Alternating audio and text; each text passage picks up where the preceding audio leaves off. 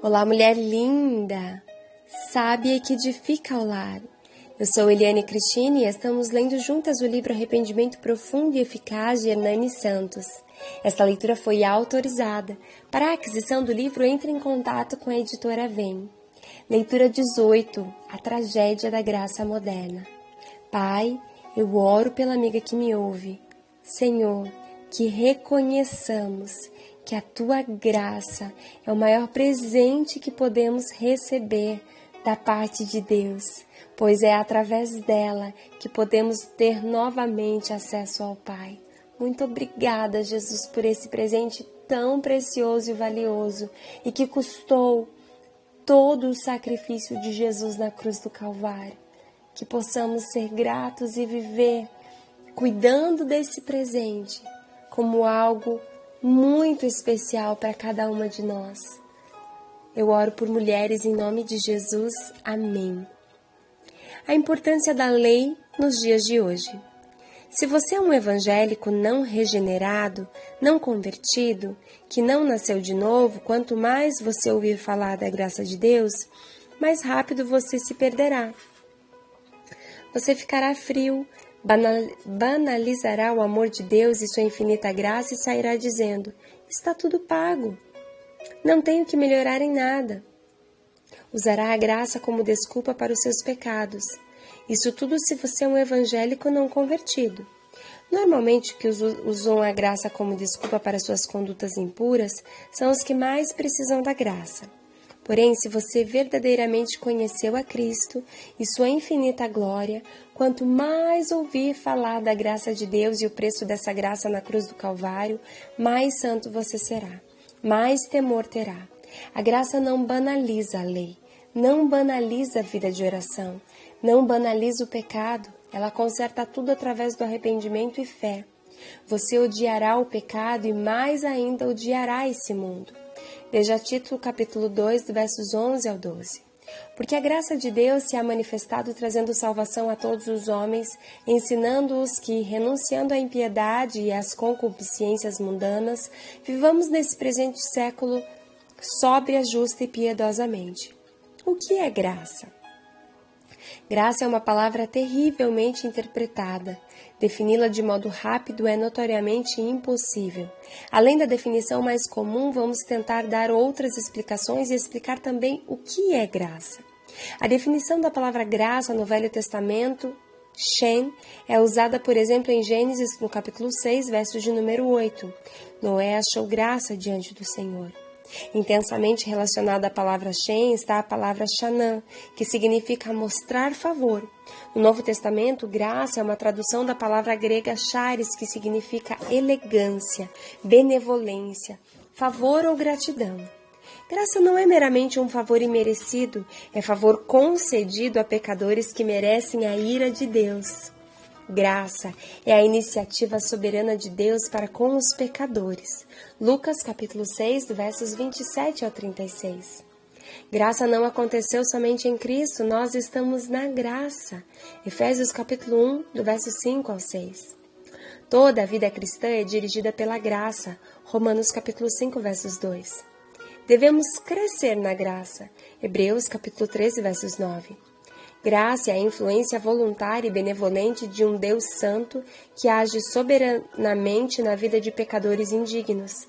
2 de Pedro, capítulo 3, versos 18.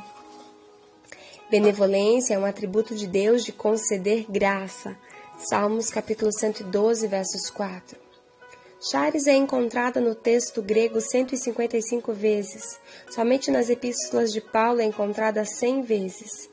Não possuímos a graça de Deus nem controlamos sua ação. Somos sujeitos à graça de Deus. 3 tipos de graça. Os teólogos defendem a existência de 3 tipos de graça. Uma é chamada da graça comum, a outra é chamada de graça salvadora e a outra é chamada de graça soberana. Vamos abordar essas 3 vertentes. Graça comum. A graça comum é conferida à humanidade em geral. É a graça que refreia a expressão completa do pecado e abranda os efeitos destrutivos do pecado na sociedade humana. A graça comum impõe uma restrição moral no comportamento das pessoas, mantém a aparência de ordem nos afazeres humanos, ela reforça o sentido de certo e errado. Graça comum é Deus conceder bênçãos aos bons e maus. Deus faz nascer o sol para maus e bons e vira as chuvas sobre justos e injustos. Mateus capítulo 5, versos 45. Isso é graça comum. A graça comum não é redentora. A graça comum não perdoa pecados. A graça comum não purifica pecadores. A graça comum não renova os corações. A graça comum não aproxima o homem de Deus. A graça comum não estimula a fé. Pode convencer de pecado e instruir a alma do homem acerca da existência de Deus, mas a graça comum sozinha não conduz à salvação eterna. Então, a graça comum não possibilita a salvação, serve apenas para nos fazer viver bem e com moral, com o senso de certo ou errado nesse mundo. Graça salvadora. A graça salvadora é a obra irresistível de Deus que livra o homem da punição da ira de Deus e do pecado. A graça salvadora renova a pessoa interior e santifica o pecador por meio da ação do Espírito Santo. Naturalmente, quando o Novo Testamento usa o termo graça, está se referindo a charis, que significa favor. Então, está se referindo à graça salvadora. A graça salvadora reina pela justiça para a vida eterna. A graça salva, santifica e glorifica a alma. Romanos capítulo 5, versos 21. Cada estágio do processo da salvação é governado pela graça. Romanos capítulo 8, versos 29 a 30. Graça soberana. Não fomos nós que escolhemos a Deus. Não amamos a Deus primeiro, mas Deus nos amou primeiro. E nós apenas respondemos a esse amor. É o próprio Deus que opera em nós a vontade de fazer e o próprio fazer. Graça soberana é Deus me escolher quando eu ainda não poderia escolhê-lo. Qual graça é ensinada hoje em dia nas igrejas? Graça de Deus ou graça barata? É claro que a graça que é ensinada hoje em dia nas igrejas é a graça barata. Graça barata é a pregação de perdão que não requer arrependimento. É o batismo sem disciplina, é a participação da ceia sem confissão, é a absolvição de pecado sem nenhuma convicção, é crescimento espiritual sem discipulado, é cruz sem dor, é cristianismo sem Jesus, é evangelho sem arrependimento, é o amor sendo pregado como a concepção maior de Deus, é o perdão como a única doutrina da salvação. Graça barata é alterar a posição do crente sem afetar seu conteúdo. Graça barata chama pecadores a Cristo, mas não lhes ordena que se arrependam. Graça barata é confundir amor de Deus com tolerância de Deus, é viver no pecado e usar o amor de Deus como base dessa conduta. O termo em si é ofensivo, mas a graça barata é a pseudo-graça, uma graça autoconcedida. Graça barata é barata em valor, não em custo, ou seja, a graça é cara, mas barateada ao ser vendida. Eu não sei pronunciar esse nome, mas vou tentar.